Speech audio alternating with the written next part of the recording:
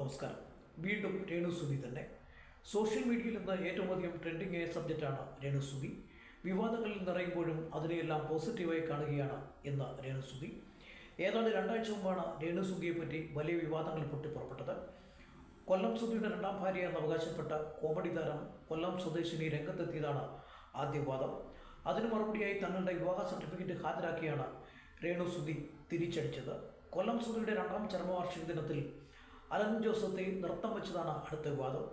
നൃത്തം വെച്ചതിനെ വിലക്കിയില്ലെന്നതാണ് അടുത്ത വിവാദത്തിന് വഴിവെച്ചത്.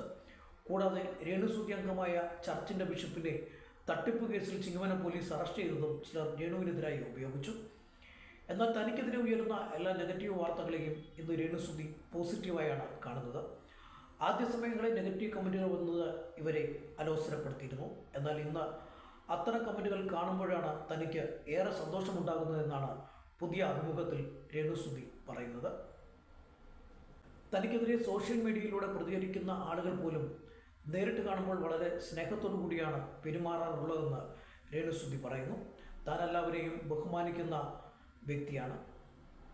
അതേസമയം രേണുസുതിയുടെ പൂർവ്വകാല ജീവിതത്തെ വിചാരണ ചെയ്ത് ചില ബ്ലോഗർമാർ രംഗത്തെത്തിയിരുന്നു. സ്ഥലവാസി എന്ന് അവകാശപ്പെടുന്ന ഒരു ബ്ലോഗർ രേണുസുതിക്കെതിരെ വാർത്ത ചെയ്തതിനാൽ തനിക്ക് ഭീഷണിയുണ്ടെന്ന് വ്യക്തമാക്കിയിരുന്നു. എന്നാൽ ഈ ഭീഷണിയെപ്പറ്റി രേണുസുതി അറിഞ്ഞിരുന്നു എന്ന് അയാൾ പറയുന്നില്ല. ജീവിതത്തെയും അഭിനയത്തെയും താൻ രണ്ടായാണ് കാണുന്നതെന്നും തൻ്റെ മുന്നിലുള്ളത് തൻ്റെ കുടുംബത്തിൻ്റെ ജീവിതമാണെന്നും രേണുസുതി പറയുന്നു. ഇപ്പോഴത്തെ തൻ്റെ അവസ്ഥ കാണുമ്പോൾ കൊല്ലം സുധിയുടെ ആത്മാവ് ഏറെ സന്തോഷിക്കുമായിരുന്നു എന്നും രേണുസുതി പറയുന്നു.